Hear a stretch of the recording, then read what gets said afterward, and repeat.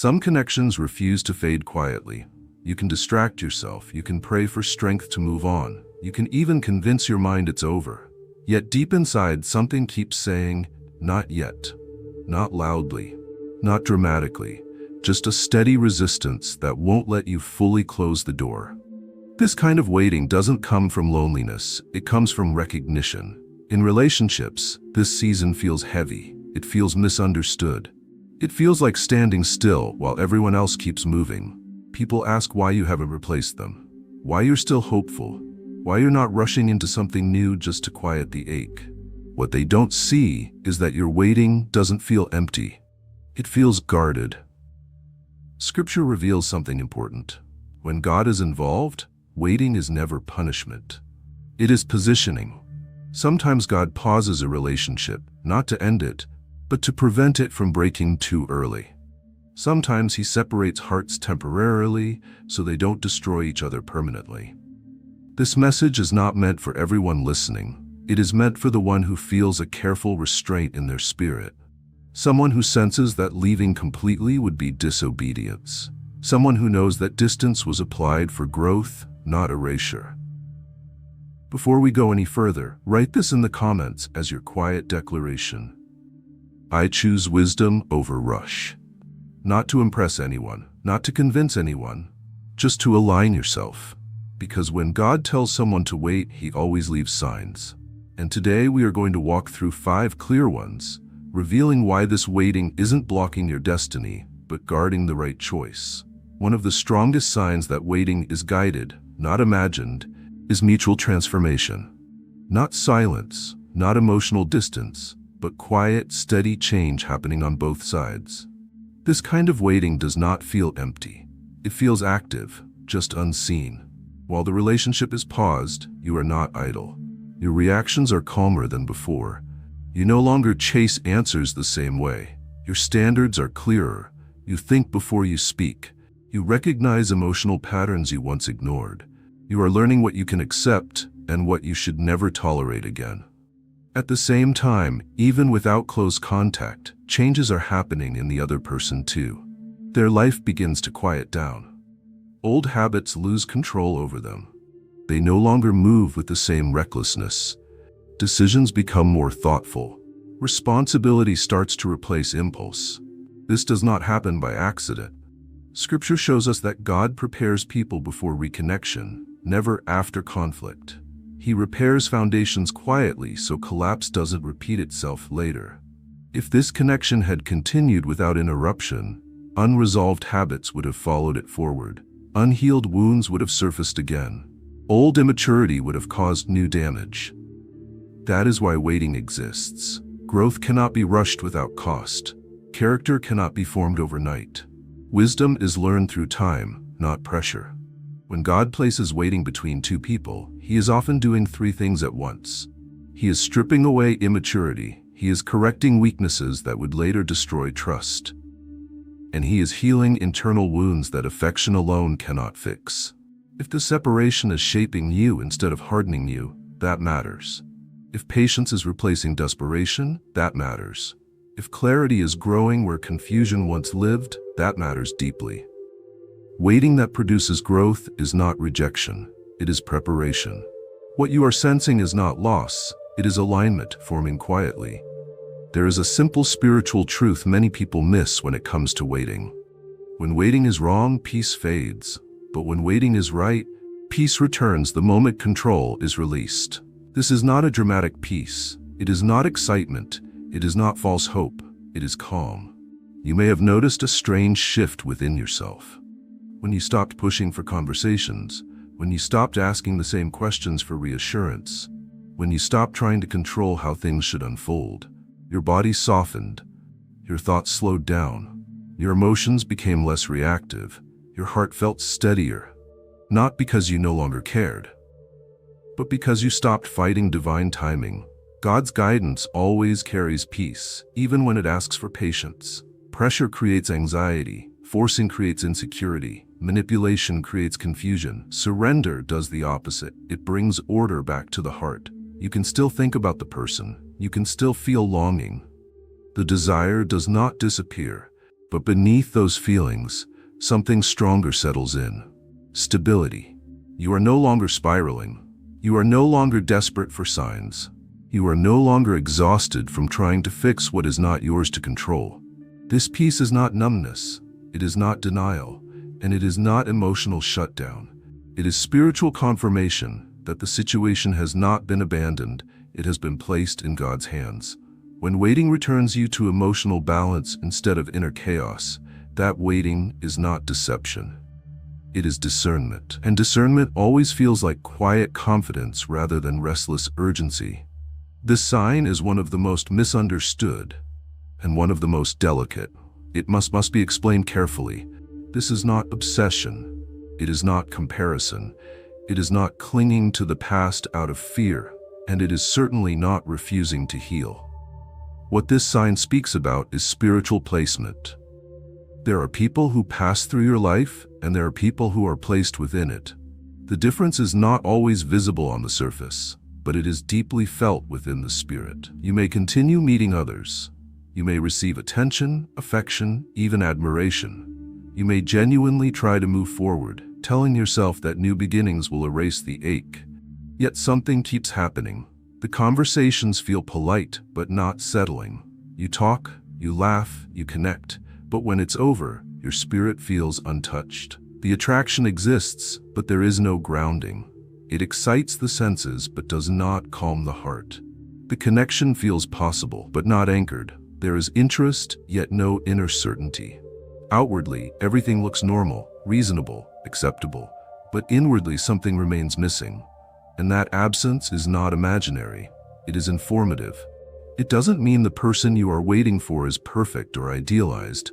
It means they occupy a specific position inside you, one that cannot be filled casually or quickly by someone else. God does not place people randomly into our lives when purpose is involved. Deep connections are not accidents. They are assignments, and assignments are not duplicated. Connections that carry unfinished purpose are not easily replaced. They are quietly preserved. This is why distractions feel exciting but shallow. They stimulate emotion, but do not produce peace. They fill time, but they do not align the soul. Distraction relationships are often appealing because they are easy. They demand little reflection. They allow escape from longing. But they rarely bring rest. Temporary connections are usually loud. They rush intimacy. They move too fast emotionally. They demand attachment without foundation. They promise relief, but not safety. When God asks you to wait, He often removes substitutes. Not because He wants you lonely, but because He wants you protected. Protection means guarding what is sacred from dilution. It means keeping something meaningful from being distorted by impatience. Sacred connections cannot survive careless replacements. The right person does not always arrive as immediate comfort. Sometimes they arrive as conviction. They confront areas of growth. They expose wounds that need healing. They highlight responsibilities rather than offering escape. That discomfort is purposeful. Comfort soothes. Conviction transforms. The person you are meant to grow with will not always feel easy, but they will feel true. If everyone else eventually feels like noise, loud, busy, distracting, while one connection continues to feel like unfinished business, that is not coincidence. That is discernment. Discernment does not shout. It settles quietly. It asks you to pause, not out of fear, but out of awareness. Waiting in this case is not about rejection of others. It is about respect for what holds meaning. God does not rush people past what still has purpose, and He does not allow what is meant to last to be replaced cheaply. This sign is not asking you to obsess. It is asking you to stay attentive. Because when a connection holds a place no one else can occupy, ignoring that truth does not bring freedom, it brings confusion. And discernment, when honored, always leads to peace rather than regret. One of the most misunderstood truths in faith-centered relationships is this: not every separation happens because two people are wrong for each other. Sometimes it happens because the season was wrong, even though the connection was real. Many people assume that distance always means disqualification. But Scripture shows us again and again that God often delays good things, not because they are wrong, but because they are fragile too early. You may clearly see goodness in this person. Their heart may not be cruel. Their intentions may not be manipulative. Their care may have been genuine, even if imperfect. And they may have seen something meaningful in you as well. Something worth respecting. Something that stirred responsibility instead of convenience. Yet the relationship still struggled. Not because love was fake, not because values clashed, but because life itself was unstable at that moment. Sometimes finances are unsettled. Sometimes family pressures interfere. Sometimes past wounds are still speaking louder than wisdom. Sometimes faith is growing, but not yet rooted deeply. God does not join destinies while they are still fragile. He does not force two people into commitment when one or both would break under the weight of it. That is why timing matters more than feeling. Compatibility without readiness still fails. Affection without stability still collapses. Desire without discipline still causes pain. Instead of allowing damage to repeat itself, God introduces space. This space is not silence meant to punish. It is distance created to reorganize hearts. During this waiting period, God adjusts priorities. He allows responsibilities to mature. He strengthens emotional endurance. He teaches patience where impulsiveness once ruled. If the issues that caused separation were situational rather than foundational, that is crucial. If immaturity, not cruelty, created misunderstanding, that matters. If fear, not disrespect, slowed commitment, that matters. If pressure, not betrayal, caused withdrawal, that matters. These are timing problems, not character failures. When timing is the issue, waiting becomes protection. It shields both people from turning potential into regret. It prevents unresolved stress from hardening into resentment. It stops premature commitment from ending in emotional injury. God is careful with connections that carry purpose. He does not rush restoration just because longing exists. He restores only when capacity matches calling. When timing finally aligns, conversations change, responses deepen, reactions soften, decisions come from wisdom instead of anxiety. What once felt heavy becomes manageable. What once felt confusing becomes clear. What once felt unstable becomes grounded. This is why waiting is not weakness. It is strength under discipline. It is self-control, guided by discernment. It is trust that God values longevity over urgency. God does not reconnect people until both can hold the weight of what is being rebuilt. And when timing finally meets readiness, the same connection that once struggled can now stand strong. Not because the people changed completely, but because the season finally caught up with the purpose. This final sign is the most revealing of them all, because it exposes the true source of your waiting. Not all waiting is from God, and not all waiting is healthy. That is why this sign matters so deeply. Waiting that is directed by God always produces fruit. Waiting that is born from fear slowly produces decay. The difference is not always obvious at first, but over time it becomes unmistakable. Fear-based waiting drains you. It keeps you anxious. It makes you question your worth. It leaves you stuck in mental loops, replaying the past and fearing the future. But when your waiting is guided by God, something very different happens. Even though the situation remains unresolved, you do not fall apart. Instead, something inside you begins to stabilize. This is where honesty becomes important. Ask yourself, without guilt, without pressure, just truthfully, are you becoming more disciplined rather than reckless?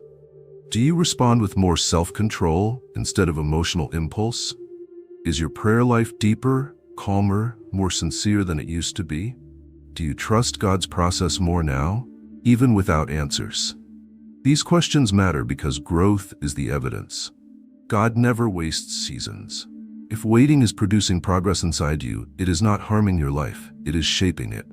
God does not place people in indefinite holding patterns. He places them in training grounds. Waiting is not stagnation in God's system. It is refinement. During the season, God gently removes unhealthy habits. He exposes emotional dependencies. He teaches you how to regulate your thoughts instead of letting them rule you. Waiting slows you down so wisdom can catch up. You begin to notice changes. You no longer panic when you don't hear from them.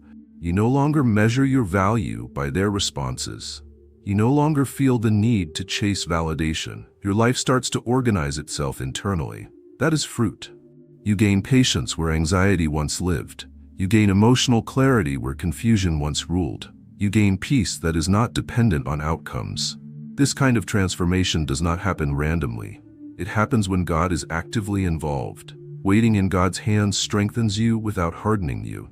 You become softer but wiser, calmer but stronger, hopeful but grounded. If waiting were wrong, you would be shrinking. Your faith would be weakening. Your confidence would be eroding. But if waiting is right, something beautiful occurs. You begin trusting God more than the outcome.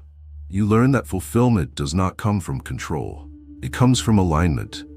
God prepares people internally before He restores relationships externally. He ensures you will not lose yourself again.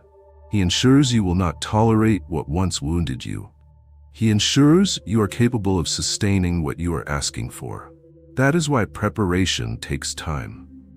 The relationship you are waiting for should not meet the version of you that depended on reassurance. It should meet the version of you that is secure. It should not meet the version of you that feared abandonment. It should meet the version of you that trusts God deeply. Waiting produces this version quietly. Fruit grows slowly. It does not rush. It matures at the right pace. And when the fruit is ready, it nourishes instead of poisoning. This is how you know your waiting is not decay. You are not bitter. You are not resentful. You are not shrinking. You are becoming more discerning, more settled, more spiritually aware. Waiting that builds wisdom instead of insecurity is not delay. It is preparation with purpose. And when God finally moves in situations He prepared you for, you don't enter confused. You don't enter desperate. You enter stable. That is the kind of waiting that never ends in regret. Because it didn't just protect the relationship, it transformed you. Here is the truth many people only understand after seasons have passed. This waiting was never only about who you are waiting for. It has always been about who you are becoming while you wait. If this season were only about another person, it would feel meaningless. It would feel like delay without direction. It would feel like loss without reward. But that is not what this season has been shaping inside you.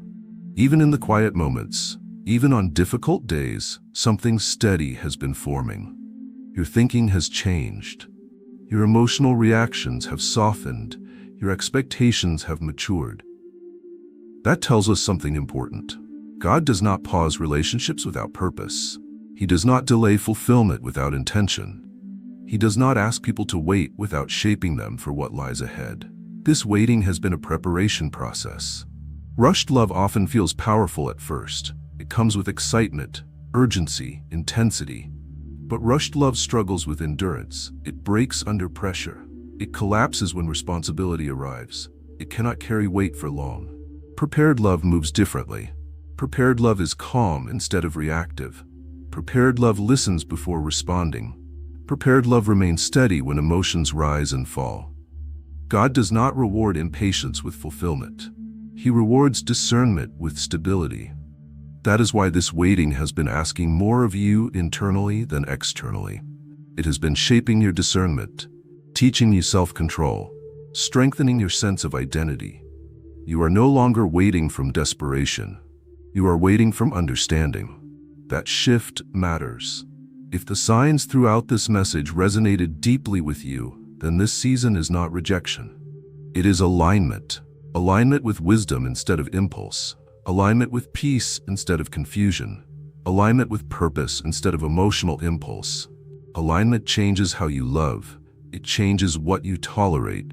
It changes what you expect. When alignment reaches completion, when growth finishes its quiet work, when readiness finally meets the appointed time, what returns is not the same connection that paused earlier.